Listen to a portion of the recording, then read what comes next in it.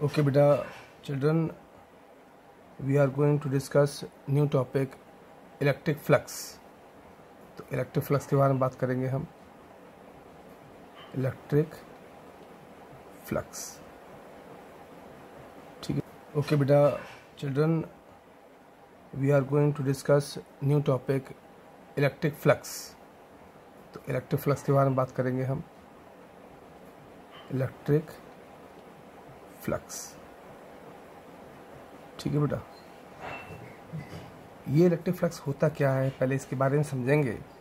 इससे पहले हम कुछ जनरल चीज़ समझते हैं। बेसिकली क्या होता है, जो एरिया होते हैं, एरिया को हमने पढ़ा था, ये स्केलर क्वांटिटी है, ठीक है। स्केलर क्वांटिटी है, ठीक है। लेकिन एरिया को हम वेक्टर भी बना सकते हैं। शर्त ये है, अगर हमें किसी एरिया को यानी कि किसी स्केलर क्वांटिटी को वेक्टर बनाना है तो हमें क्या करना पड़ेगा, सुने आप ध्यान से। बेसिकली एरिया को हमें स्केलर बताया गया है ना। एरिया स्केलर होता है, यहाँ पर वेक्टर की तरह यूज़ कर सकते हैं।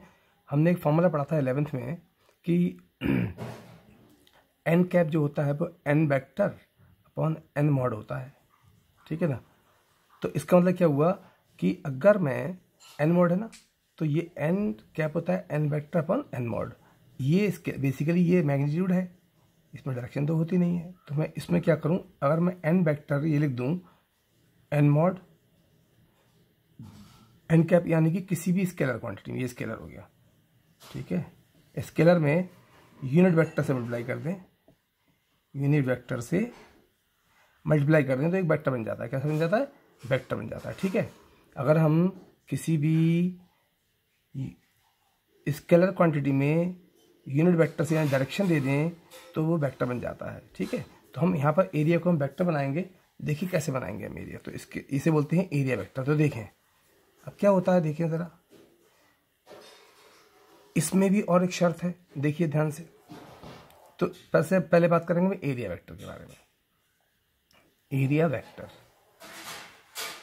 ठीक है। एरिया वेक्टर देखिए क्या होता है। मैंने क्या किया, एक एरिया ले लिया, मेरे एरिया है ए, ये एस मान लिया, एरिया एस है। इसमें छोटा सा पोर्शन काट लिया मैंने डीएस, ठीक है, ये डीएस काट लिया। और इसके नॉर्मल एक पॉइंट डायरेक्शन दे दी एन कैप डायरेक्शन दे दी।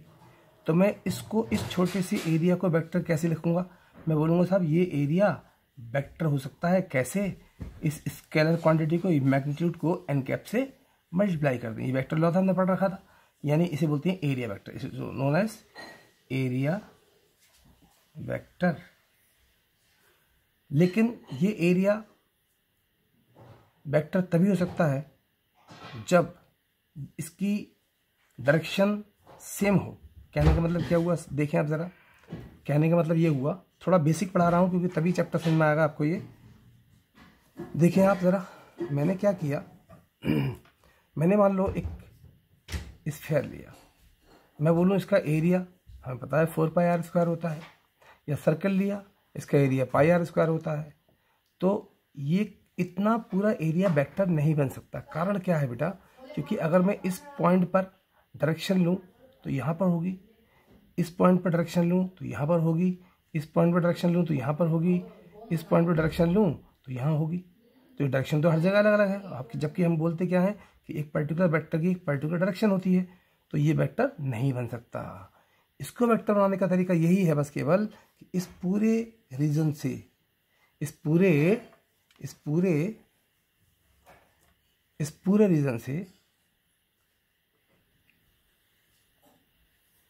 रीजन से मैं एक छोटा सा एरिया, स्मॉल एरिया काट लूँगा ऐसे।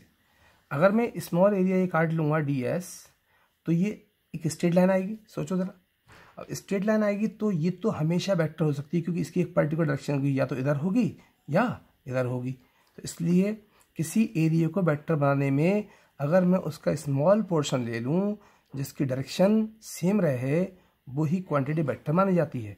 तो ये बड़ा एरिया वेक्टर नहीं हो सकता, because it is having the many directions. और इसका छोटा से एरिया वेक्टर हो सकता है। दूसरा केस देखें, अगर एरिया बड़ा हो तब, ठीक है। अब बड़ा एरिया देखिए, मान लो मैंने एक प्लेन शीट ले ली, प्लेन शीट, ठीक है बेटा। ये तो प्लेन सरफेस है, हर जगह डायरेक्शन ऊपर को होगी एन कैप, यहाँ से ले लूँ, यहाँ से ले लूँ, यहाँ से ले लूँ, डायरेक्शन सेम रहेगी। तो ये बड़ा एरिया भी हम वेक्टर मान सकते हैं बिकॉज इसकी डायरेक्शन भी सेम रहेगी। लेकिन कोई बॉडी कर्व है, ओके, कर्व है, तब आप बोल सकते हो भाई नहीं वो तो उसका छोटा सा एरिया ही हमारा वेक्टर होगा। तो बड़े एरिया को तो हम वेक्टर बना सकते हैं क्योंकि इसकी डायरेक्शन सेम रहती है इस वाले केस में, फ्लैट केस में। लेकिन इस वाले केस में ये पूरा एरिया वेक्टर नहीं हो सकता, ये हो सकता है। इसमें कहीं से भी एरिया काट लूँ, यहाँ से काट लूँ, यहाँ से काट लूँ, यहाँ से काट लूँ, सब जगह सेम डायरेक्शन आएगी, ऊपर को या नीचे को, या नीचे को, डायरेक्शन तो एक ही है। तो इसका मतलब ये हुआ कि ये वेक्टर बन सकता है। इसका केवल स्मॉल पोर्शन ही वेक्टर बन सकता है क्योंकि स्मॉल पोर्शन जब कट करेंगे तो वो स्ट्रेट लाइन आएगी, वो भी एक वेक्टर क्वांटिटी देगी।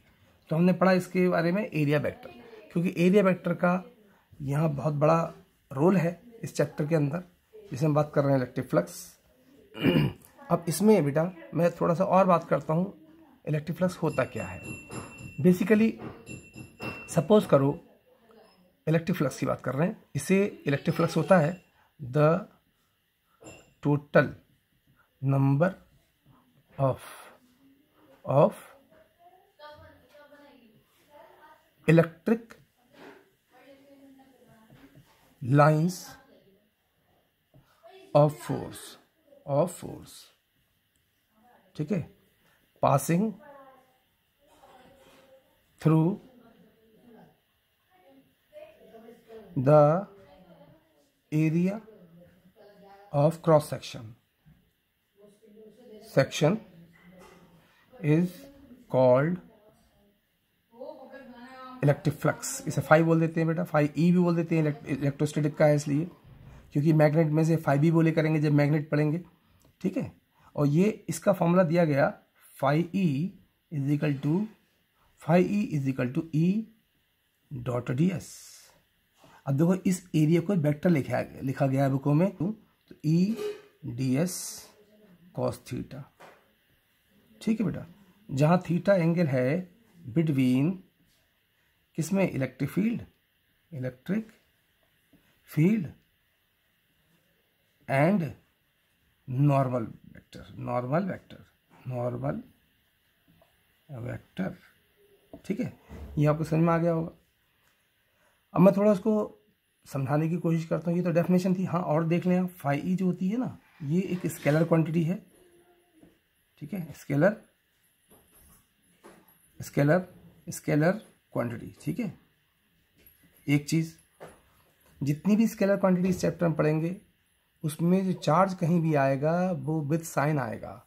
जबकि हमने फोर्स में पढ़ा था, इलेक्ट्रिक फील्ड में पढ़ा था, वहाँ पे चार्ज जब आता था नेगेटिव आता था, लेकिन हम उसको पर डे भी कंसीडर करते थे। तो वेक्टर क्वांटिटी में चार्ज का साइन नहीं लिया जाएगा, लेकिन जितनी भी स्केलर क्वांटिटी होती हैं उसमें चार्ज विद साइन आता है। याद कर लें आप लोग, चाहे एनर्जी हो, चाहे वर्क हो, चाहे फ्लक्स हो। अब फ्लक्स वेक्टर बेसिकली स्केलर क्यों है, आपने पढ़ा है W is equal to F dot S।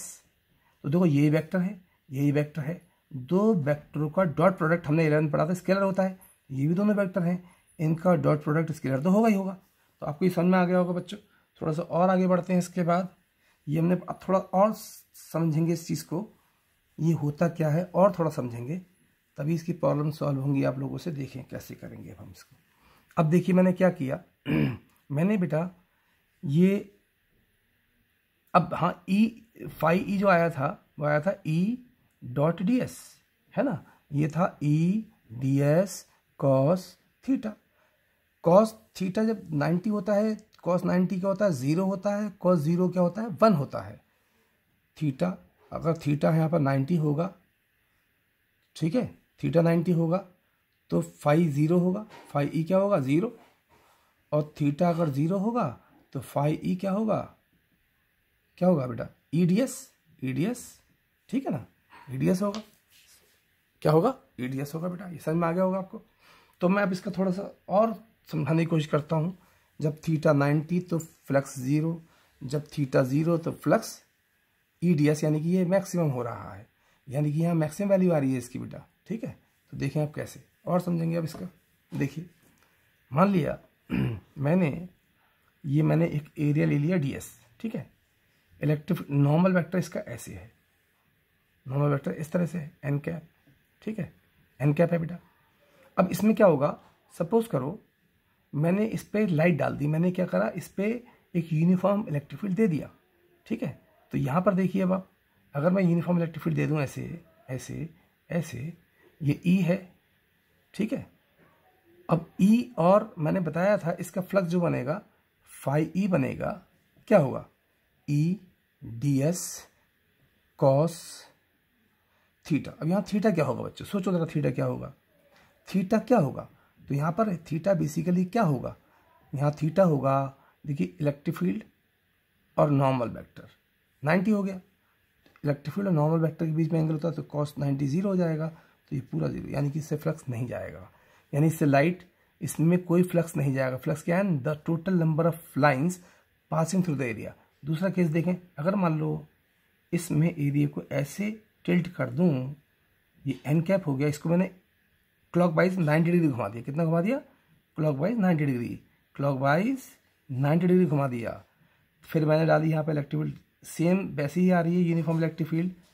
अब देखें जरा क्या होगा यहाँ पर, phi E, E D S cos theta. अब थीटा देखें, ये इलेक्ट्रिक फील्ड और नॉर्मल वेक्टर में एंगल जीरो है, तो यहाँ पर हो जाएगा E D S cos zero हो जाएगा 1, तो हो जाएगा फाई ई जो आएगा यहाँ पर ई डी एस आएगा, ठीक है। इसे बोलेंगे मैक्सिमम फ्लक्स। क्या है, मैक्सिमम, ये क्या है, मिनिमम, ठीक है। याद होना चाहिए आपको क्या होता है मिनिमम, ये है ना, ठीक है। अब मैं 2-3 क्वेश्चन आपको डिक्टेट करता हूँ, फिर आप सोचेंगे कैसे सॉल्व करना है। देखें आप ज़रा, ये बेसिक चीज़ थी, और देखिए आप ज़रा। अब मैं इस पर क्वेश्चन बोलता हूँ, दो छोटे छोटे क्वेश्चन जो बोर्ड में आ चुके हैं, सारे बोर्ड के क्वेश्चन आपको किस तरह से अटेम्प्ट करने हैं समझ के। क्वेश्चन नंबर 1 मैं सोचता हूँ, देखिए कुछ वैल्यूज़ अलग अलग होंगी, क्योंकि मैं केवल आपको एप्लीकेशन बता रहा हूँ, तो आप उसको समझने की कोशिश करें, ठीक है। देखिए अब ज़रा, इसमें मैंने क्या किया बेटा, मैंने ये कहा कि if the uniform electric field, ठीक है, if the uniform electric field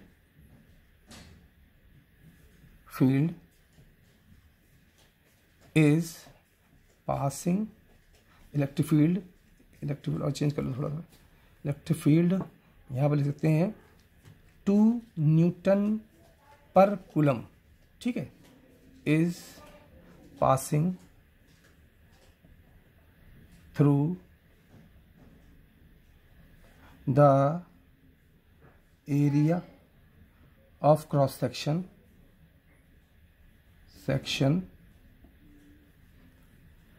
4 metre square, ठीक है, perpendicular to the plane, find flux. देखिए आप, परपेंडिकुलर मतलब थीटा कितना हो गया यहाँ पर, बच्चे सोचें ज़रा।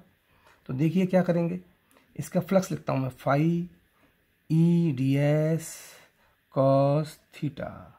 ई कितना है, 2 है, डी एस कितना है, 4 है, ठीक है। कॉस थीटा बताइए क्या होगा, ये कितना होना चाहिए, 90, यहाँ पर 90 होना चाहिए, नहीं, यहाँ बेसिकली यहाँ 0 आएगा, कॉस 0। देखिए क्यों, इसने क्या बोला, अब इसे इमेजिन करेंगे, ऐसे क्यों, तो बच्चे क्या करते हैं, गलती करते हैं, जैसे देखते हैं परपेंडिकुलर या 90 रख देते हैं, लेकिन ऐसा नहीं है, क्योंकि मैंने क्या क्वेश्चन बोला, एक बार क्वेश्चन को समझेंगे। मेरा नॉर्मल वेक्टर सपोज करो ये है, और इलेक्ट्रिक फील्ड मैंने बोला कि इलेक्ट्रिक फील्ड इस तरह से गिर रही हैं कि वो एरिया ऑफ क्रॉस सेक्शन कितने में कर रही हैं, प्लेन से 90 बनानी है, तो प्लेन तो ये है, तो प्लेन से 90 तो इस तरह से बनाएंगी, ये प्लेन है, तो ये जब गिरेंगी इस पर तो ये 90 बनाएंगे इससे, मतलब ऐसे समझें ज़रा। ये देखिए आप, ये मेरा एरिया है, इसका एन कैप ऐसे है, देखिए ध्यान से देखें आप, ठीक है। इलेक्ट्रिक फील्ड ऐसे आ रही है, तो क्या इस प्लेन पर ये 90 डिग्री पे गिरी, इसने बोला है ना कि इलेक्ट्रिक फील्ड जो पास हो रही है वो एरिया ऑफ क्रॉस सेक्शन से, जो इसका एरिया 4 मीटर स्क्वायर दिया है, तो वो इस प्लेन पर कितने डिग्री भी कर रही है, 90 भी कर रही है। देखो आप, इस प्लेन पर कितने भी कर रही है, परपेंडिकुलर कर रही है, देखो परपेंडिकुलर, लेकिन ये गिर तो रही है इसे एरिया पर परपेंडिकुलर, लेकिन ये इस नॉर्मल से, ये वाली इस नॉर्मल से कितना एंगल बना रही है, कितना एंगल बना रही है, 0। क्या बना रही है, 0 एंगल, क्योंकि इससे एंगल नापते हैं ना कि एरिया से। तो 0 का मतलब हो जाएगा 0, तो इसलिए हो जाएगा 8 वेबर। क्या बोलते हैं? वेबर। ये वेबर यूनिट है इसकी, फ्लक्स की वेबर यूनिट है। या मैं ये भी बोल सकता हूँ ई फॉर इलेक्ट्रिक फील्ड, इसकी दूसरी यूनिट हो सकती है न्यूटन पर कूलम, और ये है मीटर स्क्वायर। ये भी बोल सकते हैं और वेबर भी बोल देते हैं, वेबर।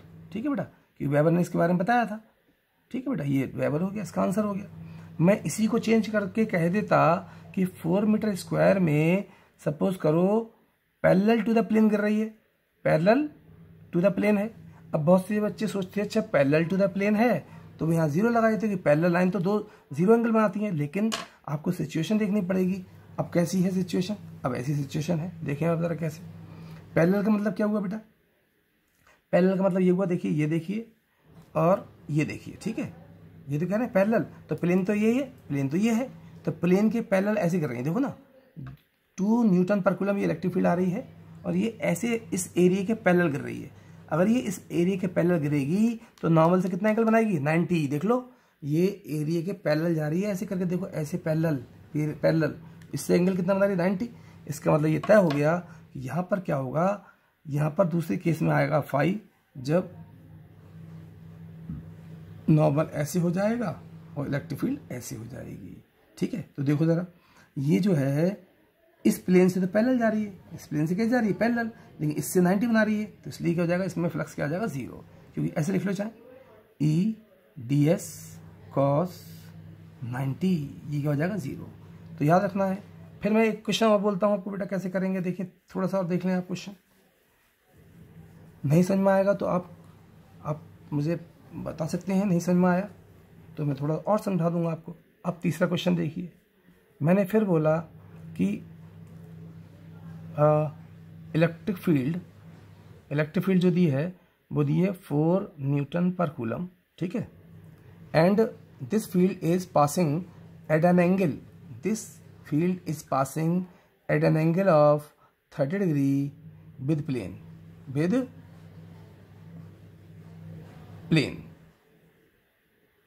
देन फाइंड फ्लक्स,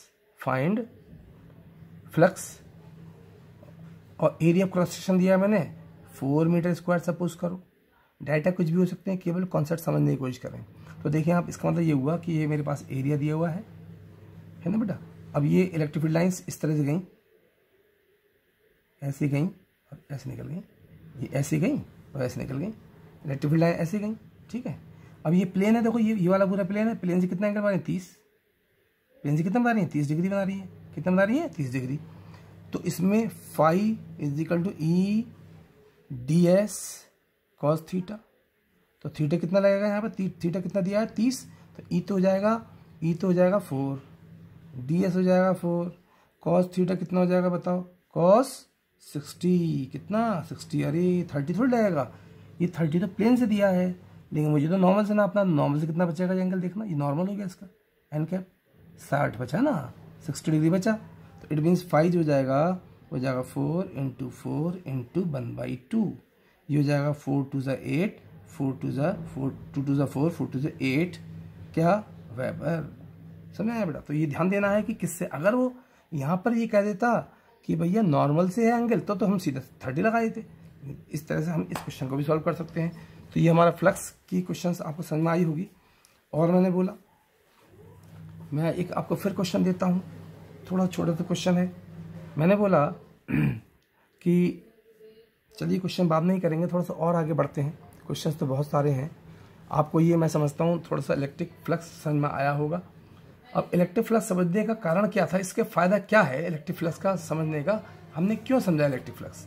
तो बेसिकली हम ये बता सकते हैं कि किसी एरिया से जितनी ज़्यादा से ज़्यादा फील्ड लाइन पास हो जाएंगी। यहाँ देखो, ये देखिए बाप ज़रा, ये मेरे पास नॉर्मल है, ये इधर हो सकता है, इधर हो सकता है, तो फील्ड लाइन तो मैक्सिमम जाएंगी ऐसे। अब देखो मैं ये लाइट आ रही है, देखें आप, ये लाइट आ रही है इस तरह से, ये लाइट आ रही है ऐसे सपोज करो ये यूनिफॉर्म लाइट आ रही है, ठीक है, यूनिफॉर्म लाइट है, यूनिफॉर्म इक्विस फेज लाइट आ रही है, देखें आप, ठीक है। तो ये ऐसे तो लाइट ज़्यादा जाएगी, जब मैं ऐसे कर दूँ तो लाइट जाएगी नहीं इसमें, तो यानी कि इस टाइम में तो इसका फ्लक्स मिनिमम होगा और इस टाइम मैक्सिमम होगा। तो जितनी ज़्यादा लाइंस किसी एरिया से पास हो जाती हैं उसे हम क्या बोलते हैं? उसका इलेक्ट्रिक फ्लक्स बोलते हैं। ठीक है, ये समझ में आ गया होगा आपको, पक्की बात, बहुत बढ़िया।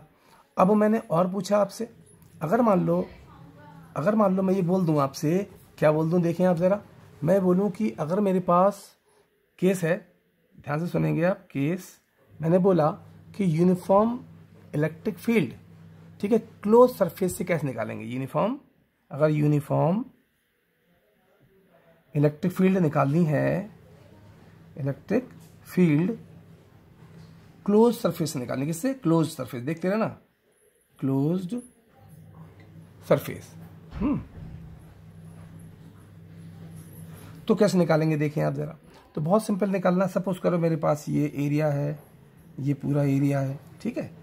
अब क्या होगा, इसमें इलेक्ट्रिक फील्ड लाइन जाएंगी, इस तरह जाएंगी जाएंगी जाएंगी जाएंगी, इस तरह जाएंगी जाएंगी, ठीक है। अब देखिए आप क्या होगा कि ये यहाँ से निकल गई, ये यहाँ से गई, ये यहाँ से गई, ये यहाँ से गई, ये यहाँ से गई, ये यहाँ से गई। तो देखिए आप, केवल मुझे क्या देखना पड़ेगा बेटा, मुझे केवल इसका ये वाला एरिया देखना है, क्योंकि क्लोज सरफेस मेरा ये वाला है, इससे कितनी क्रॉस होके गई तो मैं इसका एरिया ले लूँगा, तो इसका फ्लक्स जो निकल के आएगा वो ई, जो भी फील्ड होगी, और इसका नॉर्मल इधर ले लो या इधर ले लो, ठीक है, इधर ले लेंगे बस साइन का फर्क आएगा, तो इस जगह ई और इसका एरिया क्या मान लूँ मैं, मान लिया मैंने ए मान लिया, क्या मान लिया, ए मान लिया, तो ई डॉट ए आ जाएगा इसका एरिया, ठीक है बेटा, ई डॉट ए आ जाएगा इसका एरिया, ठीक है, बात समझ में आ रही है। सपोज करो मैं थोड़ा सा और चेंज करता हूँ, मैं बोलूँ आपसे कि अगर किसी हेमीस्फेरिकल सरफेस से निकल के जाए लाइट, अगर किसी हेमीस्फेयर, अगर मान लो क्या हो, हेमीस्फेरिकल सरफेस से जाएगी तब क्या होगा, तो देखिए कैसे जाएगी। मैंने क्या किया बेटे, ये हेमीस्फेरिकल सरफेस ले लिया,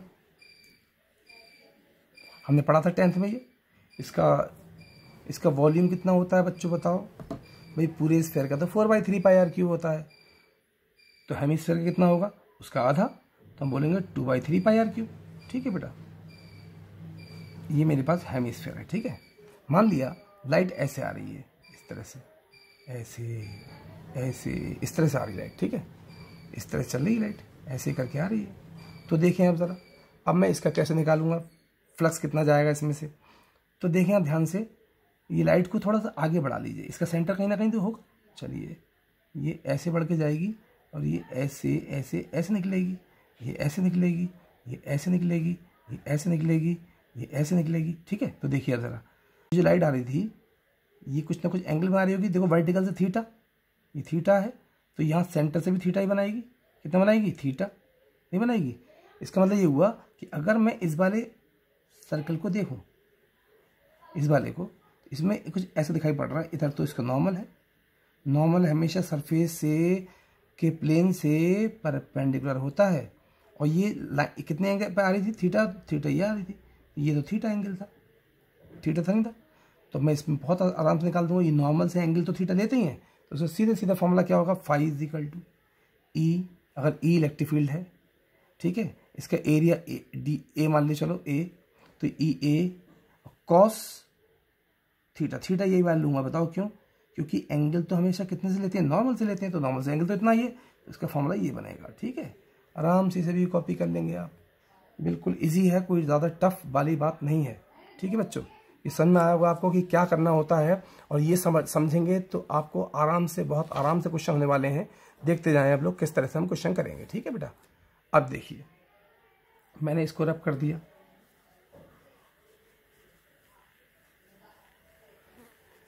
इसको रब करने के बाद मैं और आगे क्या करूँगा, देखें ज़रा, अगर मैं बोलूँ कि थोड़ा सा और इसमें चेंजेस करने की कोशिश करूँ, मैं ये बोलूँ कि ठीक है भाई फ्लक्स तो मुझे पता चल गया, अब मान लो मेरे पास ये एरिया है, इसमें Q1 minus Q2 plus Q3 Q4 Q5, ये बोर्ड में आया हुआ है, इस तरह क्वेश्चन काफ़ी मिलेंगे आपको ऐसे बोर्ड में आए हुए क्वेश्चन। वो क्या होगा भाई, ठीक है, इलेक्ट्रिक फील्ड ई है, ठीक है, तो इसमें टोटल फ्लक्स कितना जाएगा, तो इसमें बड़ी प्रॉब्लम ये बात है कि भाई यहाँ तो सब जगह डायरेक्शन अलग लो, इसके एरिया निकालना तो बड़ी मुश्किल पड़ जाएगी। एरिया कैसे निकालूंगा, अभी तक तो एरिया मुझे पता थे भाई, मैंने स्फीयर बना दिया, सर्कल बना दिया, उसके एरिया पता, लेकिन किसी इरेगुलर शेप का तो एरिया पता ही नहीं है, तो इसको निकालने के लिए लोगों में प्रॉब्लम आने लगी। या हमें पर्टिकुलर किसी प्लेट से एक पर्टिकुलर एंगल पर जब लाइट जा रही थी, ठीक है, ये थीटा पर इलेक्ट्रिक फील्ड जा रही थी, ये नॉर्मल था, तो हम निकाल पा रहे थे, लेकिन लोग बोले भाई एक बार बताओ, अगर मान लो बल्ब से लाइट निकले तब कैसे निकालोगे फ्लक्स? तो लोग बड़े परेशान हो गए। पॉज कर देना।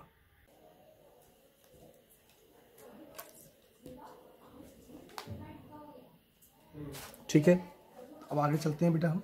तो अगर मान लो मैंने बोला कि दिख रहा है से, ठीक है, साफ आ रही है। देखिए बेटा, अगर मान लो ये यहाँ पर तो एक एंगल हो तो आराम से निकाल सकते थे अभी, लेकिन मान लो सपोज करो बल्ब से लाइट निकलती है तब कैसे निकला है फ्लक्स, तो बहुत कॉम्प्लेक्स हो जाएगा क्वेश्चन। क्यों? देखिए ज़रा, बल्ब से इधर को लाइट ऐसे जाएगी, इधर को लाइट ऐसे जाएगी, इधर को लाइट ऐसे जाएगी, ठीक है। तो यहाँ तो हज़ारों एंगल, इन्फाइनाइट एंगल बन सकते हैं ऐसे करके, तो है ना। तो हम बहुत मुश्किल हो जाएगी निकालनी, इन्फाइनाइट एंगल बनेंगे। तो इसको निकालने में प्रॉब्लम आने लगेगी। लोग बोले भी ये वाला फॉर्मूले में तो मैं अगर फ्लक्स 5 निकालूँ, 5 निकालूँ, 5 निकालूँ तो इन्फाइनाइट फील्ड लाइन्स निकल रही होंगी इससे। तो इसे निकालना बड़ा मुश्किल पड़ गया। तब गॉस साहब तो जो थे, गॉस ने मैथमेटिक्स में भी बहुत बड़ा कंट्रीब्यूशन दिया है, तो उन्होंने एक इसके लिए एक लॉ निकाल दिया। उन्होंने कहा ठीक है, ये बल्ब से जो नॉन यूनिफॉर्म इलेक्ट्रिक फील्ड निकल रही है इससे कितना फ्लक्स बनेगा। उन्होंने एक नया आइडिया निकाला, वो मैं आपको बताने जा रहा हूँ, and it is called the Gauss theorem. It is very very important. इस साल भी इसका एक क्वेश्चन आया था जो मैं आपको बताने जा रहा हूँ। उसके बाद इन सारे क्वेश्चंस का आपको सोल्यूशन अपने आप ही मिल जाएगा अगर आप इन्हें समझ लेंगे। सुने, तो पहले डाल रहे हैं गॉस थ्योरम। क्या डाल रहे हैं? गॉस थ्योरम, गॉस थ्योरम, ठीक है। देखिए आप गॉस थ्योरम क्या होती है बेटा। गॉस थ्योरम में क्या होता है कि उसने क्या किया, गॉस ने बोला कि भाई मैं ना एक चार्ज लेता हूँ। देखिए इससे स्फेरिकल फील्ड निकलेगा। मैं बता चुका हूँ शुरू में, जितने भी पॉइंट चार्ज होते हैं स्फेरिकल फील्ड देते हैं। तो देखिए आप कैसे करेंगे।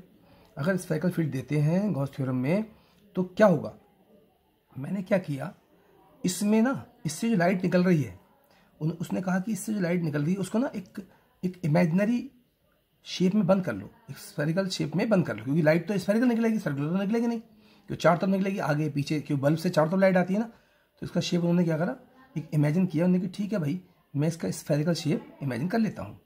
अब उसने इमेजिन कर लिया ऐसे करके शेप, ये इमेजिनरी गॉसियन, इसे बोलते हैं इमेजिनरी गॉसियन सरफेस। इसे गॉसियन सरफेस भी बोला जाता है, इसे बोलते हैं गॉसियन सरफेस।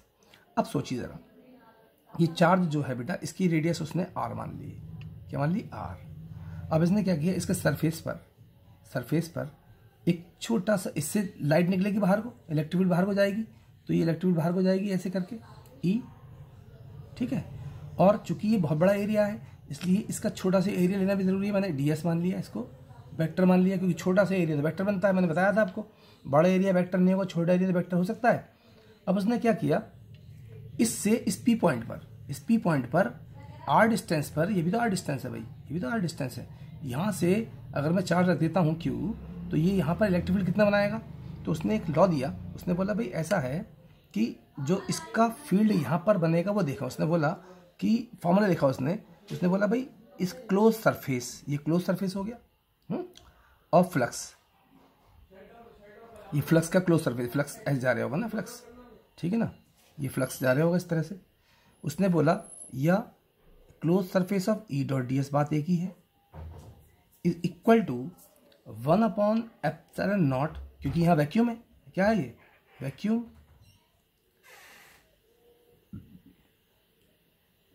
वैक्यूम है यहाँ पर। तो उसने बोला कि एप्सिलॉन नॉट, तभी तो लगाया, वैक्यूम में एप्सिलॉन नॉट आता है, वैक्यूम और मीडियम में एप्सिलॉन आता है, और उसके अंदर टोटल चार्ज जो था ये क्यू, उसने क्यू से मल्टीप्लाई कर दिया इसको। उसने बोला भाई ये मेरा फॉर्मूला है। उसने कहा मैं अभी से एक्सप्लेन करता हूँ ये क्या है। तो देखें इसका एक्सप्लेनेशन पहले, यानी कि आप याद कर लें कि ये इंटीग्रल है क्लोज सरफेस का, किसके? फ्लक्स का, जो इक्वल होता है 1/ε0 times of the total charge contained by the body surface, बोल सकते हैं सरफेस, इन वैक्यूम। तो मैं इसको प्रूफ लिखने जाता हूँ, फिर इसे प्रूफ करता हूँ, ठीक है बेटा। तो मैं इसे रब कर दूँ, अब मैं एक बार फिर से लिखूंगा इसको, बिल्कुल थॉरली बताऊंगा कैसे कैसे क्या हुआ। तो देखें आप, उसने बोला कि सिंपल तरीका लिख सकते हैं हम, द टोटल इलेक्ट्रिक फ्लक्स, ऐसा लिख सकते हैं हम, द टोटल इलेक्ट्रिक फ्लक्स, ठीक है बेटा, of total electric flux over the close डाल दो, ओवर द क्लोज्ड सरफेस, ठीक है बेटा, एस मान लो सरफेस, चलो एस मान, ठीक है, क्लोज सरफेस एनक्लोजिंग या close surface the total electric flux over the close surface, ठीक है, इन वैक्यूम इज the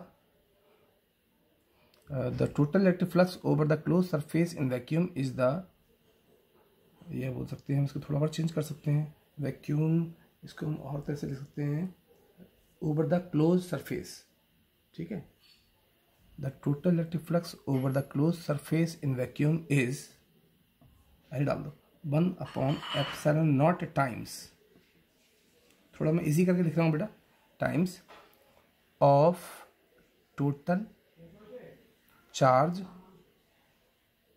ठीक है बेटा, चार्ज, ये चार्ज जो होगा ना बेटा, charge inside the close surface, the total electric flux over the close surface in vacuum is 1/ε times of the total charge enclosed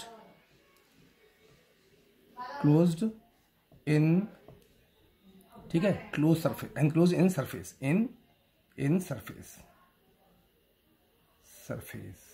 ठीक है बेटा।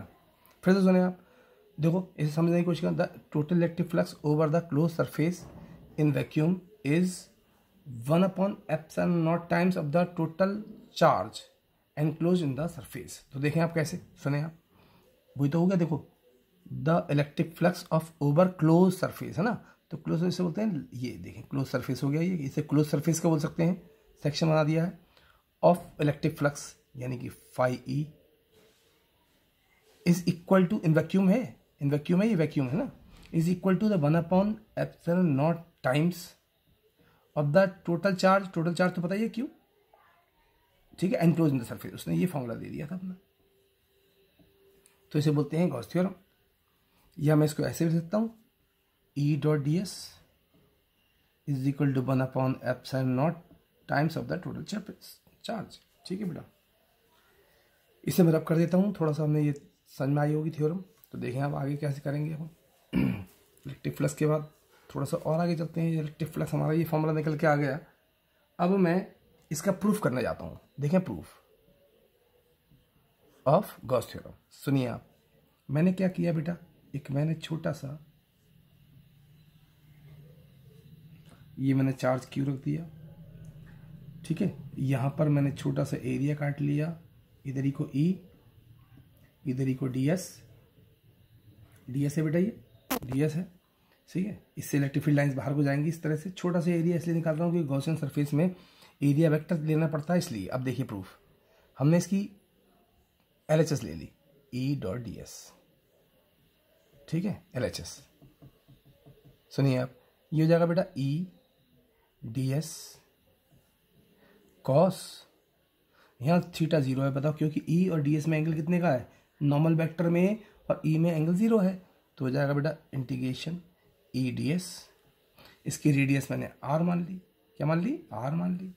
अब देखिए आप जरा, E यहाँ से इस पॉइंट पर E कितना होगा, इस यहाँ से इस चार्ज से यहाँ पर इसकी रेडियस तो r है, तो याद है पॉइंट चार्ज से इलेक्ट्रिक फील्ड, यहाँ पर किसी पर P मान लूँ पॉइंट, इस पर इलेक्ट्रिक फील्ड निकालने की तरीका बताया था हमने, electric field intensity due two point charge ये होती थी 1/4πε0 Q अपॉन r स्क्वायर होती थी, और ये ds चल रहा है ऐसे, ds चल रहा है, ये देखो ना तो ये चेंज होगा, ना Q चेंज होगा, ना रेडियस चेंज होगी, सब बाहर आ जाएंगे, तो 1/4πε0 Q upon r square into ds, बताइए क्या, इसका इंटीग्रल कर देंगे ds, तो जाएगा 1/4πε0 Q upon r square, ds कितना है बताइए, ds हो जाएगा इसका 4πr स्क्वायर, क्योंकि स्क्वायर है, 4π से 4π गया, r स्क्वायर से r स्क्वायर गया, क्या बचा बताइए, Q अपॉन ε0 बच गया, क्या बच गया, Q अपॉन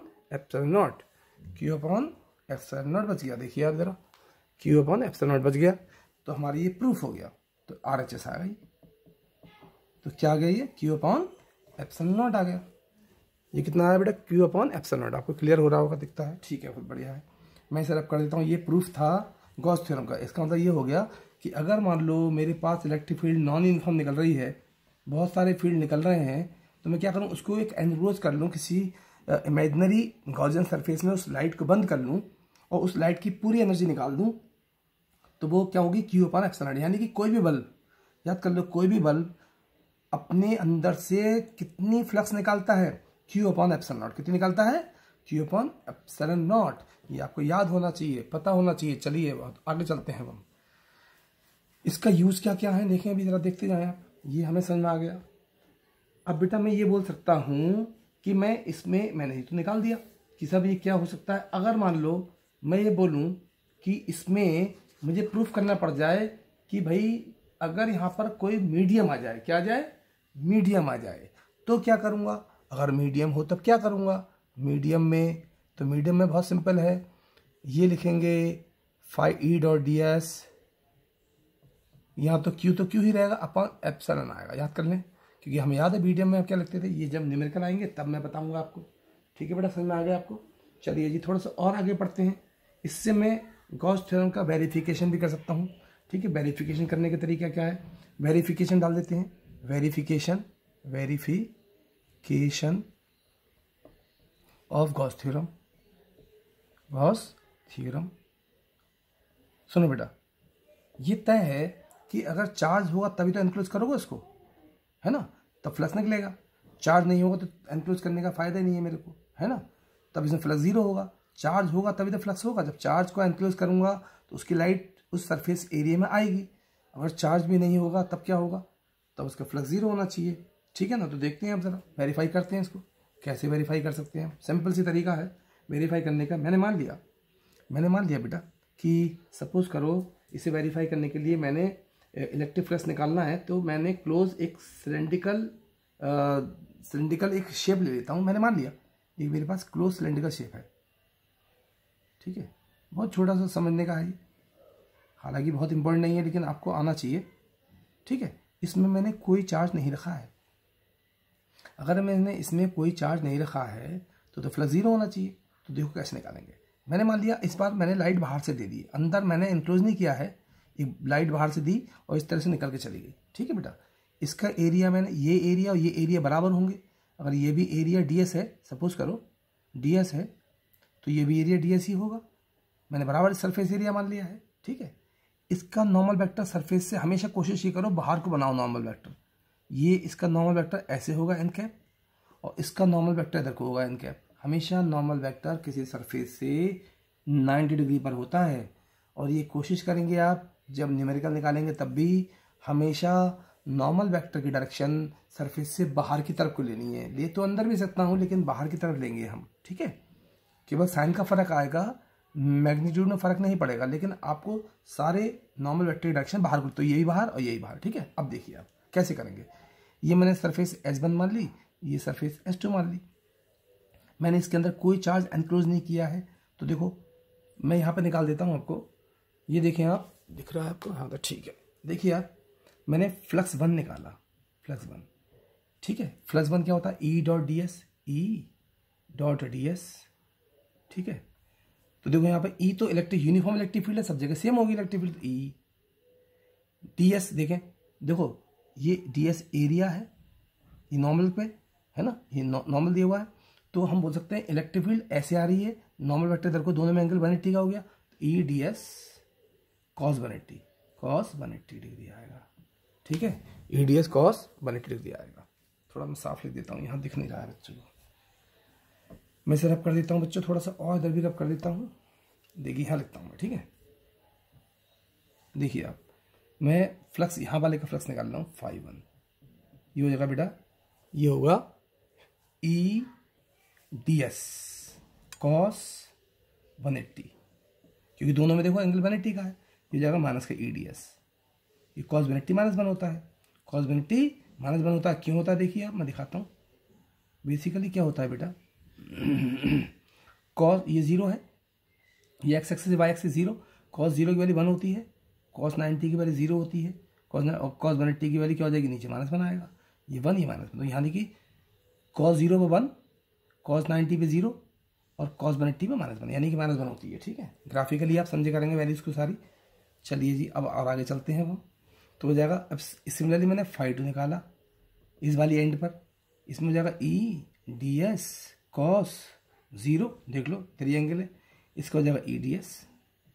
मैं दोनों को जोड़ दूँ, फ्लक्स स्केलर क्वांटिटी है इसलिए एल्जेब्रिकली विद साइन जुड़ती है, तो ये दोनों 0 हो जाएंगे। क्या हो जाएंगे, 0। इसके अंदर फ्लक्स क्या आया, 0, यानी कि इसके अंदर फ्लक्स 0 होगा। इसका मतलब ये हुआ जब तक मैं कोई चार्ज एनक्लोज नहीं करूँगा तब तक गॉस थ्योरम वेरीफाई नहीं हो सकती। बाहर से चार्ज आ रहा है उससे फ़र्क नहीं पड़ता, चार्ज को अंदर ही आपको वेरीफाई करना होगा, चार्ज को आपको अंदर ही वेरीफाई करना होगा। ये समझ में आ गई होगी, मैं समझता हूँ आपको। चलिए मैं इसे रब करता हूँ। ओके, अब थोड़ा सा और देख ले बेटा, मैंने क्या किया, मैं चाहता हूँ कि इससे गॉस थ्योरम प्रूव कर दूँ। ठीक है, हम इससे डिड्यूस कर सकते हैं, हम इससे डिड्यूस कर सकते हैं क्या, गॉस थ्योरम। हम क्या कर सकते हैं, गॉस थ्योरम। तो डिडक्शन ऑफ गॉस थ्योरम, ठीक है। अभी इसके न्यूमेरिकल भी बहुत अच्छे करेंगे, लेकिन पहले शर्त यह है कि आपको थियरी समझ में आनी चाहिए, ना कि हम इसे याद कर लें, रट लें। आपको पता होना चाहिए किससे क्या क्या चीज़ कैसे कैसे हम अप्लाई कर रहे हैं।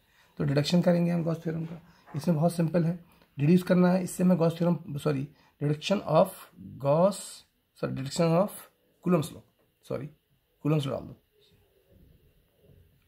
Coulomb's law. ठीक है, deduction of Coulomb's law using Gauss theorem, deduction of Coulomb's law using Gauss theorem, deduction of Coulomb's law using Gauss theorem. देखें आप,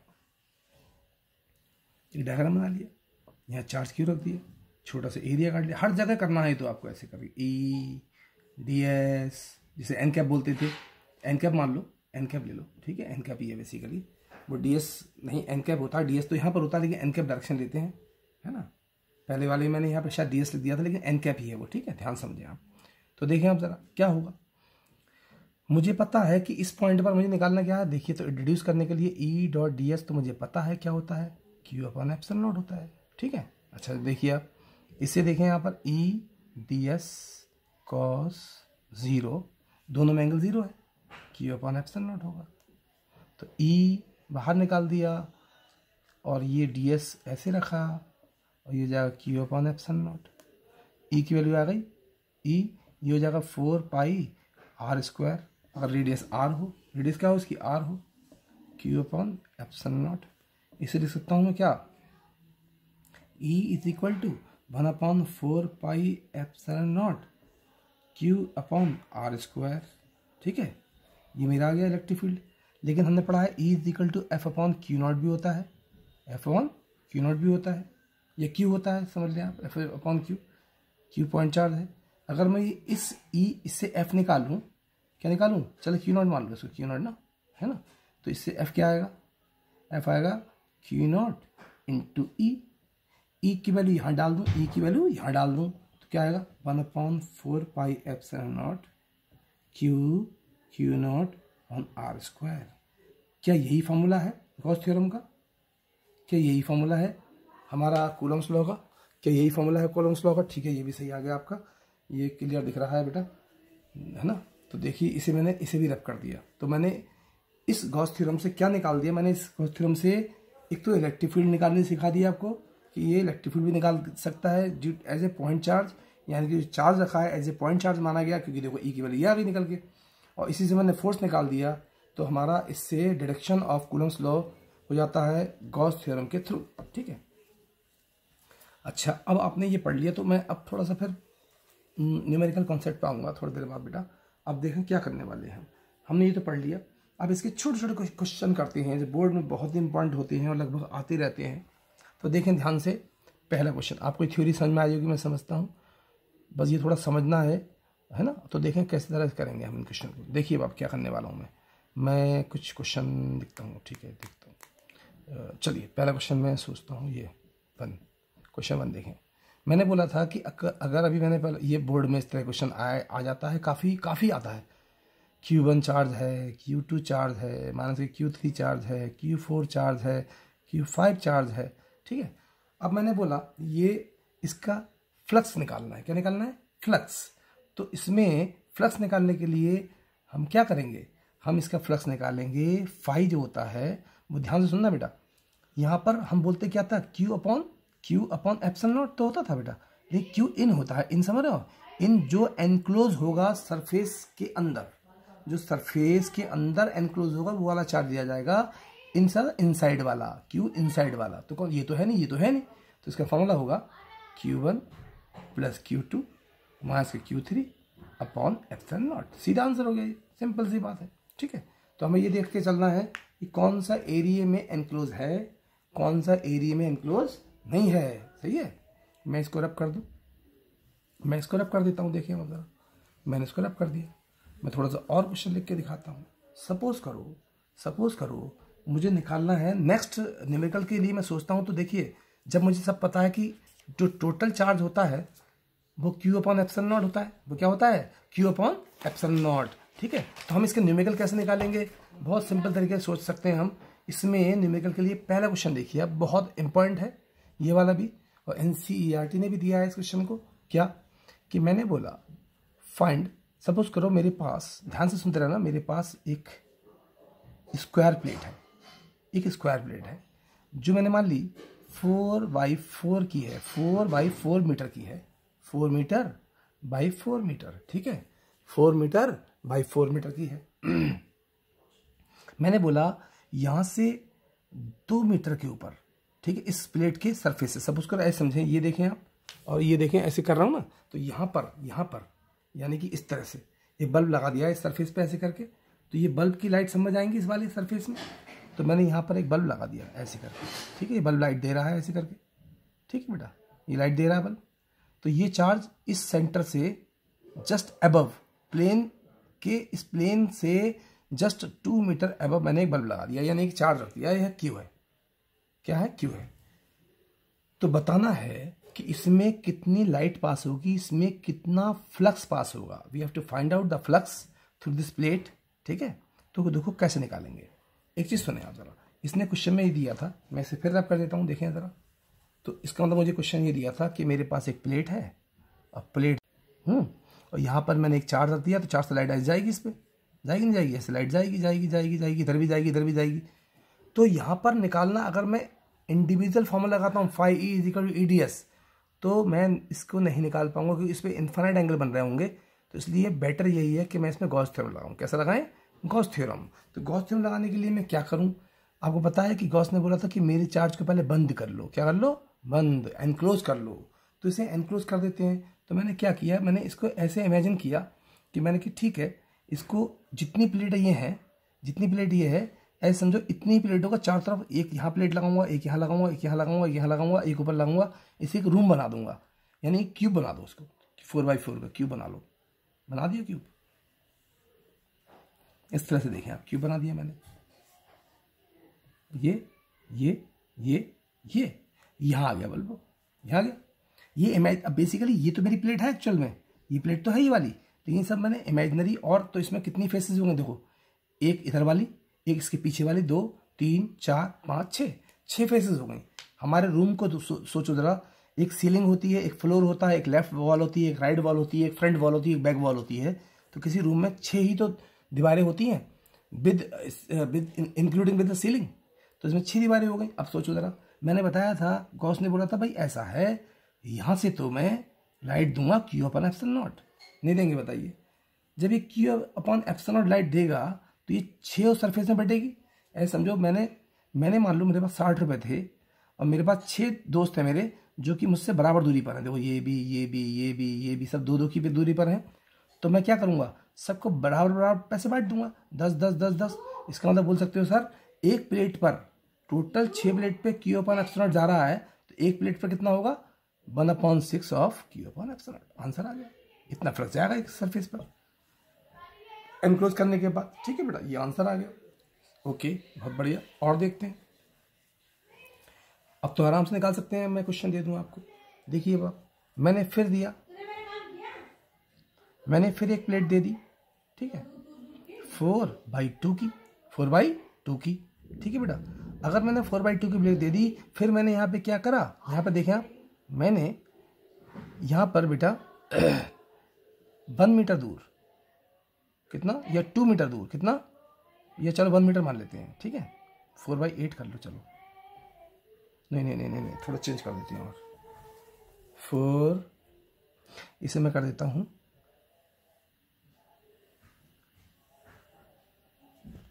6/3 की, ठीक है। मैंने क्या किया, यहां से सेंटर से जस्ट ऊपर, कितना, 2 मीटर ऊपर, कितने पर, 2 मीटर ऊपर पर, ठीक है। मैंने क्या किया बेटा, बल्कि इसे भी 4 कर लेता हूँ, ठीक है, 4। मैं कुछ क्रिएट कर रहा हूँ क्वेश्चन आपको समझाने के लिए, है ना, वैल्यू तो मैटर नहीं होता है, आपको कुछ मैं बताना चाह रहा हूँ, ठीक है।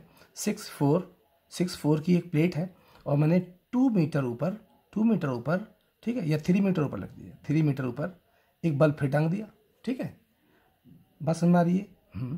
तो इस पर चार्ज बेसिकली क्यू है, कितना है, क्यू है, कितना है, क्यू। तो बताना है इस पर कितना फ्लक्स जाएगा एक प्लेट पर। फिर वही वाली बात है, पहले एनक्लोज करेंगे, ठीक है, एनक्लोज करने के बाद एक प्लेट पर निकालेंगे, आपको ये बताना है, ठीक है। मैं कुछ देर बाद इसको डिस्कस करूंगा, पहले आप लोग निकाल के रखो इसका क्या आंसर आएगा, इस प्लेट पे कितना फ्लक्स जाएगा, ठीक है। मैं फिलहाल आगे बढ़ता हूँ इस क्वेश्चन को छोड़ के, आप कोशिश करेंगे इस प्लेट पे कितना फ्लक्स जाएगा, ठीक है। मैं बाद में डिस्कस करूंगा इस क्वेश्चन को, ठीक है, ओके। नेक्स्ट पढ़ रहा हूँ, ये क्वेश्चन आपको खुद करना है, जैसे मैंने पीछे कराया था, ये आपका होमवर्क है, ठीक, करें आप इसको, ठीक है। मैं बताऊंगा इसको भी, अभी डिस्कस करूंगा आगे भी आपको। और देखिए आप जरा क्या करना है, इसके बाद मैंने और इसका क्वेश्चन लिया, एक सपोज करो मैंने क्या किया बेटा, मैंने एक ये सरफेस ले ली, ठीक है, इस तरह से एनक्लोज है, इस तरह से देखें आप, ऐसे ये है ना, बिल्कुल यहां पर एक सेंटर पर मैंने, इसके सेंटर पर मैंने इसके सेंटर पर एक बल्ब लगा दिया, क्या लगा दिया, बल्ब, मैंने इसके सेंटर पर एक बल्ब लगा दिया। अब मैंने पूछा बताओ इस पर चार्ज क्यों है, तो मैंने पूछा बताओ कि इस वाले अंदर वाली सरफेस में कितना फ्लक्स जाएगा, you have to find out how much flux will move through this side. तो देखो कैसे निकालेंगे, अब देखिए आप कैसे निकालना चाहिए, क्या करें इसका पहले, अब इससे भी बल्ब से बहुत सारी लाइट जा रही होंगी ऐसे करके, तो इसका मतलब मैं इंडिविजुअल फॉर्मूला लगा नहीं सकता, मुझे गॉस थ्योरम लगानी पड़ेगी। गॉस थ्योरम लगाने के लिए मुझे क्या करना पड़ेगा, इसको एनक्लोज करना पड़ेगा। तो मैं अगर ऐसे एनक्लोज कर देता हूँ, इस वाले की सरफेस को मैंने इमेजिनरी यहाँ से एनक्लोज कर दिया, ठीक है ना। अब मैं पूछूंगा आपसे बताओ कितना फ्लक्स जाएगा, तो अब आप इसको बता नहीं सकते क्योंकि इधर का एरिया कम है, इधर का ज़्यादा है, ठीक है। ये बल्ब यहाँ से करीब में है, यहाँ से दूर है, यहाँ से करीब में है, यहाँ से दूर है, यहाँ लाइट की ताकत ज़्यादा होगी, इसे ज़्यादा मिलेगा लाइट, इसे कम मिलेगा, इसलिए मैं अभी इक्वेट नहीं कर सकता। इसीलिए कोशिश ये करें कि आप चार्ज को सेंट्राइड करें, सेंट्राइज करें, क्या करें, सेंट्राइड कर दें इसको, इस चार्ज को कोशिश करें कि वो सेंट्रॉइड पर आ जाए, यानी सेंटर पर आ जाए। तो कैसे आएगा सेंट्रॉइड पर, जितनी ये शेप थी उतना ही मैं क्या करूँगा, इमेजिनरी यहाँ पर प्लेट लगा लूँ, उतनी ही बड़ी, उतनी लेंथ की, उतनी ब्रॉड, बिल्कुल सेम आइडेंटिकल एक इमेजिनरी प्लेट लगा लूँगा, ठीक है। अब बहुत सिंपल हो गया क्वेश्चन, ये देखें कैसे, सोचो ज़रा, इस बल्ब की लाइट जितनी इस वाले में जाएगी उतनी इस इमेजिनरी सरफेस में भी जाएगी। सोचो ज़रा भाई, क्यू अपॉन ये लाइट कितनी देता है, यानी कि टोटल फ्लक्स देता है यहाँ पर ये क्यू अपॉन एप्सिलॉन नॉट, ठीक है। तो इसमें कितनी जाएगी, इस वाले में, इसमें भी जाएगी आधी, यानी क्यू अपॉन 2 एप्सिलॉन नॉट, और इसमें भी जाएगी क्यू अपॉन 2 एप्सिलॉन नॉट। इसका मतलब ये हुआ कि इस वाली सरफेस में फ्लक्स कितना जाएगा, इस वाली सरफेस में होगा flux Q upon 2 epsilon not, ये आंसर होगा, ठीक है। सेंटर में चार्ज का लाना जरूरी है, ये कंडीशन याद रख लें आप।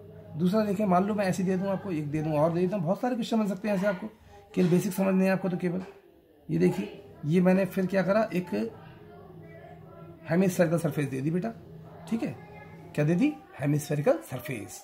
अब मैंने यहाँ पर एक चार्ज रख दिया, यहाँ पर मैंने बोला बताओ इसके बिल्कुल क्या, इसके एंड पर जो इसका ये एज है, सर्कुलर एज है, यहाँ पर एक बल्ब रख दिया।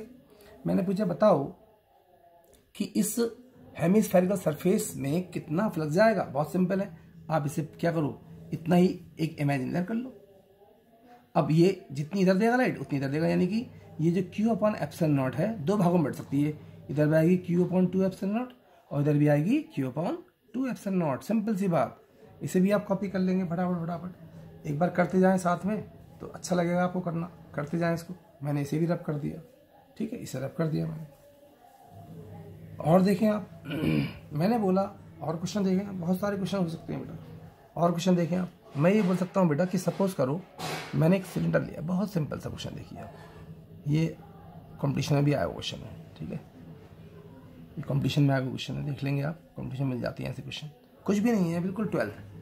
मैंने बोला इसके सेंटर पर मैंने मान लिया कि इसका जो है ना इस वाली सरफेस से बल्कि मैंने बोला चलिए ये निकालते हैं इसकी, जो इसे बोलते हैं कर्व सरफेस। क्या बोलते हैं? कर्व सरफेस, ठीक है, कर्व सरफेस, ठीक है बेटा। क्या बोलते हैं? कर्व सरफेस, ठीक है। कर्व सरफेस से मैंने मान लिया यहां से फ्लक्स निकल के चला गया, ठीक है बेटा, फाई डैश। कितना चला गया? Phi dash. कितना चला गया? फाई डैश, ठीक है। यहां से फ्लक्स कितना निकल के चला गया? Phi dash. तो बताना है इस वाली सरफेस से कितना फ्लक्स निकलेगा, अगर इसके अंदर चार्ज है तब इसके अंदर से कितना फ्लक्स निकलेगा, मुझे फाई डबल डैश निकालना है, ठीक है बेटा। ये बल्कि फाई मान लो, यहां से फाई निकल गया तो फाई डैश कितना होगा। फिर से सुने आप, मैंने बोला कि एक मेरे पास इस तरह सिलेंड्रिकल कोई सिलेंड्रिकल वेसल था, सिलेंडर था, और इसमें से इसकी कर्व सरफेस एरिया से कितना फ्लक्स पास हो रहा था? फाई, ठीक। कर्व सरफेस एरिया समझते हो ना, 2πRh है ना, मैथमेटिक्स में बोलते हैं 2πRh। उससे फाई फ्लक्स निकल रहा है। तो बताइए इस वाली सरफेस से कितना फ्लक्स पास होगा। चार्ज क्यू ही रहेगा, मैंने मान लिया इसके अंदर चार्ज क्यू स्प्रेड है, ठीक है। तो कैसे निकालेंगे बताइए, सोचिए ज़रा। इसे करने के लिए क्या करेंगे सोचते हैं ज़रा हम। देखिए ज़रा, आपको तो ये पता होना चाहिए भाई कि यार ये जो भी है ना, ये वाला जो है चार्ज, ये अंदर वाला चार्ज तो केवल दे सकता है फ्लक्स कितना? Q upon epsilon not they सकता है। कितना दे सकता है? Q अपॉन एप्सिलॉन नॉट, ठीक है। तो एक बार बताओ, Q अपॉन एप्सिलॉन नॉट में से फाइव निकाल के दिखा दिया इसने। तो अब मेरे पास कितना बचा? लेफ्ट कितना बचा? यानी कि it means the remaining flux. बताओ कितना बचा बेटा? Q अपॉन एप्सिलॉन नॉट तो मेरे पास था, उसमें फाइव मैंने बाहर निकाल के फेंक दिया, कह रहा है क्वेश्चन, ठीक है। अब मुझे निकालना है भाई इससे कितना निकलेगा। अब देखिए इससे निकलने की सुने, ध्यान से सुने बेटा, जितना फ्लक्स इससे जाएगा उतना फ्लक्स इससे भी जा रहा है, वो दोनों बराबर सरफेस एरिया है ना, तो इससे भी फाइव डैश गया होगा। अगर फाइव डैश है तो ये फाइव डैश होगा कि नहीं होगा बताइए, है ना। तो मैं कैसे निकालूंगा सुनिए आप जरा।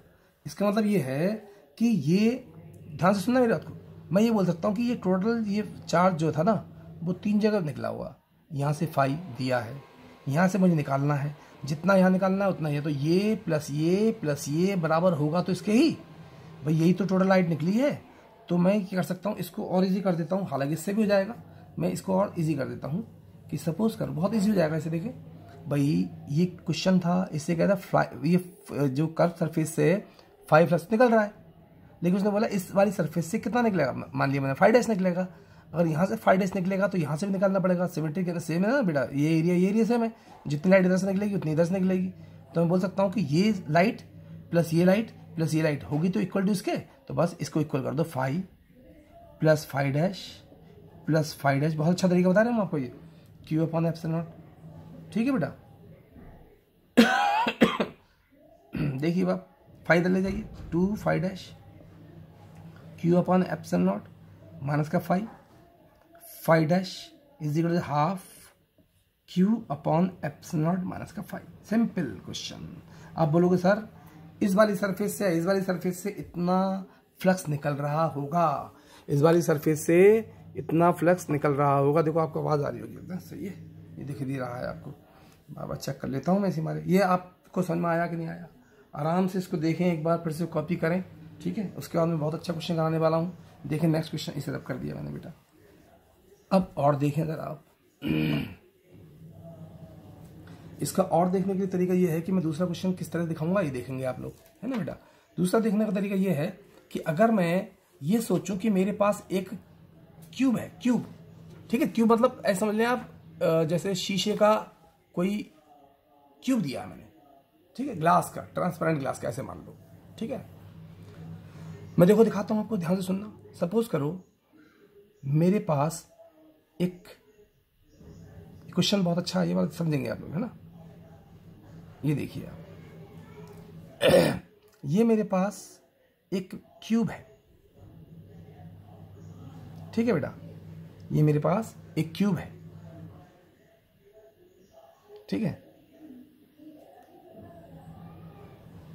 अब मैंने क्या किया, इसमें ना इसके एक कॉर्नर पर मैंने बल्ब लगा दिया। मैंने मान लो यहां पर ना एक बल्ब लगा दिया। क्या लगा दिया? बल्ब, ठीक है। अब मुझे ये बताना है कि ये बल्ब जो है, ये बल्ब, ठीक है, ये कितना, इस क्यूब से कितना फ्लक्स बनाएगा, यानी ये कितना फ्लक्स देगा। ये बोल सकते हैं कि what will be the net flux linked with the cube. Net flux निकालना है, नेट फ्लक्स, ठीक है, लिंक्ड विद क्यूब। देखते रहना मेरा ध्यान से।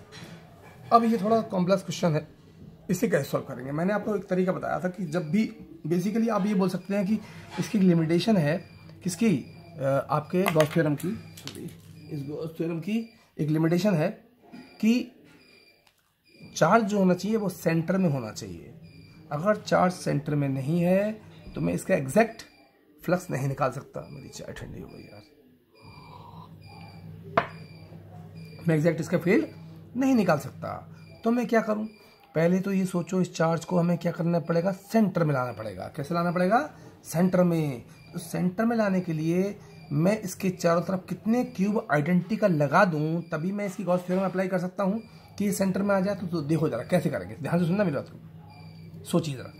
मैं ये बोल सकता हूं कि ये है ना क्यूब, ऐसे समझिए आप जरा। यहां बना देता हूं, देखिए, पहला एक क्यूब, ठीक है बेटा, दो क्यूब। तो ड्राइंग मेरी थोड़ी सी बनानी पड़ती है, लेकिन समझें आप जरा, कोशिश करें समझने की। तीन क्यूब, चार क्यूब, ठीक है। समझ में आ रही कि नहीं आ रही है? बल्ब मेरा ऊपर वाली एज पे रखा है। देखो ये बेस दिखाया मैंने, ये वाला बेस दिखाया, ये वाला, ठीक है।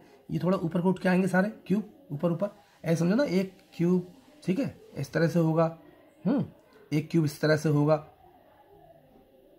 ठीक है बेटा। समझ में आ रही कि नहीं आ रही है? इस तरह से होगा, फिर एक क्यूब इधर होगा, है ना, ठीक है, इस तरह से होगा, ऐसी एक क्यूब इधर होगा, तो सेंटर में आ जाएगा इस तरह। थोड़ा समझेंगे, 3D फिगर है ये। तो अब मैंने क्या किया, यहाँ पर एक बल्ब है, मैंने क्या करा, इन्हीं के ऊपर जस्ट ऊपर एक क्यूब और रख दिए, उसी आइडेंटिकल। मैं इस तरह छोटा करके दिखा रहा हूँ, आइडेंटिकल क्यूब रख दिया मैंने इसके ऊपर। और अब देखें आप जरा, जब मैं आइडेंटिकल क्यूब रख दूंगा तो सोचो, ये वाले पे ध्यान सुनना, एक मैंने इधर लगाया, ठीक है, एक इधर लगाया, एक इधर लगाया, एक पीछे लगाया, 4 क्यूब से कवर कर दिया। फिर इस वाले बल्ब को सेंटर में लाने के लिए इसके ऊपर एक क्यूब रख दिया, इसके ऊपर भी एक क्यूब रख दिया, इसके ऊपर भी। तो क्या ये बल्ब सेंटर में आ जाएगा? नहीं आ जाएगा। जब मैं चार नीचे, 4 ऊपर रख दूंगा क्यूब, इसके 4 नीचे, 4, समझेंगे जरा आप, 4 नीचे रखे क्यूब, 1 2 3 4, बल्ब यहाँ पर आएगा, ये ऊपर है ना, यानी ये वाले क्यूब रखे। फिर मैंने क्या करा, ऊपर भी रख दिए, तो ये बल्ब सेंटर में आ जाएगा। कैसे आ जाएगा? सेंटर में आ जाएगा। जब सेंटर में आ जाएगा तो मैं बोल सकता हूँ ये जो लाइट है ना, क्यू अपॉन एप्सिलॉन नॉट, वो 8 क्यूब में जा रही है। क्योंकि देखो 4 तो नीचे वाले, 4 ऊपर वाले, तो इसका नेट फ्लक्स कितना जाएगा, इससे कंट्रीब्यूट करेगा क्यू अपॉन 8 एप्सिलॉन नॉट। इसका आंसर आ गया सीधा। कितना आ गया? आंसर आ गया, ठीक है बेटा।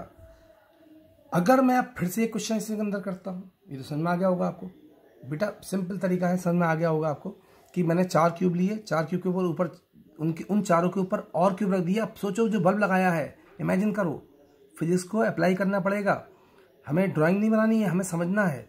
तो आपको 1 क्यूब, 2 क्यूब, 3 क्यूब, उन्हीं के ऊपर 4 क्यूब और रख दो, तो वो जो बल्ब था वो सेंटर में आ जाएगा, 8 के बीच में आ जाएगा बल्ब। अब बीच में आ जाएगा तो ये नहीं बताया था कि सब में बराबर लाइट जाएगी, सेंटर में आ गया है, मैं बता चुका हूँ आपको। तो इस पर, इस क्यूब में टोटल लाइट इतनी जाएगी, ठीक है। अब सुने, मैंने और थोड़ा पलटा इस क्वेश्चन को, अब कर रहा हूं क्वेश्चन को, देखिए आप जरा कैसे करेंगे। मान लो ये तो थ्रू क्यूब आ गया, पूरे क्यूब में कितना जाएगा, मान लो ये कहता है भाई इसकी एक सरफेस पे कितनी लाइट जाएगी, ये तो सारे में गई है। अब एक सरफेस पे मतलब कहने मतलब ये पूरे क्यूब में इतनी लाइट गई है, ये पूरे क्यूब में पूरी लाइट है ये, है ना।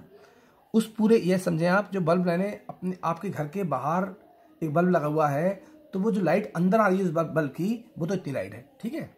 अब आप अपने घर में भी कहते हो नहीं भाई ये तो मेरे घर में पूरी लाइट आ रही है, लेकिन एक दीवार में कितनी लाइट पड़ रही है, यानी कि इसमें अब मैं केवल एक सरफेस पे निकालने वाला हूँ। यानी कहने मतलब क्या हुआ, अब मैं इसी के किसी एक सरफेस पे निकाल दिखाता हूँ कैसे बनेगा। देखिए जरा, ये देखिए आप जरा, मान लीजिए था ना ये बल्ब था, ये तो पूरी लाइट आ रही थी, ये पूरी मारी। अब मैं केवल एक सरफेस, मान लो ये ले लो सरफेस, इससे कितनी लाइट जाएगी, या इससे एक ही सरफेस की बात कर रहा हूँ। तो एक पर्टिकुलर सरफेस कितनी लाइट देती है ये सुनेंगे आप, ध्यान से सुनो मेरी बात को। अब एक नया लॉ पढ़ेंगे हम, ठीक है, थोड़ा समझें आप जरा। इसमें बेटा क्या होता है, सोचो जरा, मान लो मेरी ये आंख है, थोड़ा समझने का है बेटा, समझेंगे अच्छे से, समझ में आ रहे हैं। देखें आप जरा, ये मेरे पास आंख है और मैंने क्या किया, यहाँ से टॉर्च ली, टॉर्च, ठीक है, टॉर्च है, लाइट निकल रही है इससे, बहुत बढ़िया लाइट आ रही है। और मैं धीरे धीरे इसे आपकी तरफ करीब में लेकर आ रहा हूँ, तो आपको लाइट बहुत ज़्यादा दिखाई पड़ेगी, और ज़्यादा दिखाई पड़ेगी, और ज़्यादा दिखाई पड़ेगी, और ज़्यादा दिखाई पड़ेगी, लाइट बढ़ती जाएगी। और जैसे ही मैं टॉर्च सीधी आंख पर लेकर आ जाऊँगा, इससे टच कर दूँगा, कॉन्टैक्ट में ले आऊँगा, तो आपको लाइट क्या अंधेरा दिखाई पड़ेगा, क्या दिखाई पड़ेगा, अंधेरा। क्योंकि मतलब ये कॉन्सेप्ट बता रहे हो, ऐसा होता नहीं है, लेकिन आप फील करो कि हम एक टॉर्च को लाएं और जैसे ही मैं आपकी आइस की आईबॉल से उसको कांटेक्ट में लेकर आ जाऊंगा, तो आपकी आंख से कुछ दिखेगा ही नहीं, है ना, नहीं दिखेगा। तो नहीं दिखेगा तो आप बोलोगे सर ये तो काला काला दिख रहा है, यानी कि इसकी फील्ड खत्म हो गई, जबकि ऐसा तो हुआ नहीं है। तो याद कर लेंगे, जो डायरेक्ट कॉन्टैक्ट में है, जो इशू कितने मिनट का हो गया ये, 41, ठीक है ना। तो जो डायरेक्ट कांटेक्ट में, ध्यान से सुनना मेरे, तो जो डायरेक्ट कांटेक्ट में है ये वाले, वो फ्लक्स जो होती हैं वो इलेक्ट्रिक फील्ड जीरो बनाते हैं। क्या बनाते हैं, फ्लक्स जीरो बनाते हैं, क्या बनाते हैं, फ्लक्स जीरो। अब कहने का मतलब क्या हुआ, क्या कहना चाह रहा हूँ मैं, अब यहाँ समझें। ये देखिए आप, ये था बेटा, ऐसे मैंने इसको बना दिया। अब ध्यान से सुनते रहना मेरी बात को, ठीक है। मैंने इसकी नंबरिंग कर दी, 1 2, ठीक है, 3 4, है ना। अब इसे 5 ले लो, चलो, 1 2 3 4 5 6 ले लो, 7 8, ठीक है। ये मैंने ऐसे मान लिया। अब मैं एक सरफेस निकालने वाला हूँ, तो सुनो जरा, बल्ब ये लगा हुआ है ना, बल्ब है ना, तो ये बल्ब सोचो जरा, एक तो इस वाली प्लेट के डायरेक्ट कांटेक्ट में आ गया, इस वाली बाहर वाली की देखो जरा, एक ऊपर वाली की जो है मेरी टेरिस जो है इसकी दिखाई पड़ रही है, छत दिखाई पड़ रही है, इससे डायरेक्ट कांटेक्ट में आ गया। और एक पीछे वाली ये वाली, यानी कि एक तो ये बल्ब जो है डायरेक्ट कांटेक्ट में से है 1 2 3 4 के कांटेक्ट में डायरेक्ट, एक किसके में बेटा 1 5 8 4 के कांटेक्ट में है डायरेक्ट, ये वाला बल्ब देखिए आप, और एक है 4 3 7 8 के कांटेक्ट में है ना। तो ये तीनों का फ्लक्स जीरो हो जाएगा। क्या हो जाएगा, तो मैं लिख सकता हूँ जो फ्लक्स होगा, ये बहुत अच्छा कॉन्सेप्ट है बेटा, समझेंगे आप इसको। यानी कि एक तो जो बल्ब डायरेक्ट कांटेक्ट में कौन सा है, देखो इस वाली सरफेस पे डायरेक्ट कांटेक्ट में है, ये वाला इससे टच है ना, तो 1 2 3 4 का फ्लक्स, दूसरा किससे टच है 4 3 7 8, फ्लक्स ऑफ 4 3 7 8, फ्लक्स और ले लो, और कौन सा है, ये पीछे वाला 1 5 8 4, फ्लक्स 1 5 8 4, ये जीरो होगा क्योंकि कांटेक्ट में आ गया। मैंने बताया था कांटेक्ट में जीरो हो जाता है। तो तीन सरफेस कौन सी दूर बची जो इससे कांटेक्ट में नहीं थी, एक तो ये वाली बची, कौन सी बची, एक तो बची बेटा 5 2 2 3 7 2 3 6 7 2 3 6 7, ठीक है, इज इक्वल टू हो जाएगा बेटा कौन सा सरफेस, ये टच में नहीं है, देखो फ्लक्स ऑफ 1 2 6 5, ये कांटेक्ट में नहीं, और ये वाला पीछे वाला इज इक्वल टू 5 5 6 7 8 5 6 7 8, इनका फ्लक्स तीनों में बराबर आ जाएगा। तो मैंने मान लिया 5 मान लिया, ठीक है ना। तो यानी कि ये तीन, अब ये टोटल फ्लक्स कितना आया था पूरे क्यूब का, ये था बेटा कितना था, ये था मेरा 1/8 Q/ε0। तो ये टोटल क्यूब फिर तीन भागों में बढ़ जाएगा, एक प्लेट का निकालना ना, 3 में जा रहा है इतना, कितना 1/8 Q/ε0, इसलिए एक प्लेट में कितना जाएगा 1/24 Q/ε0, दैट्स ऑल। ये हमारा एक प्लेट में जाएगा। तो पूरे क्यूब में जो ट्रांसमिट हो रहा होगा फ्लक्स वो होगा 1/8 Q/ε0, और 5 दूसरे में कितना होगा 5 = 1/24 Q/ε0। ये हमारा एक सरफेस का है, ये टोटल सरफेस का है, ठीक है बेटा। अब हम इसको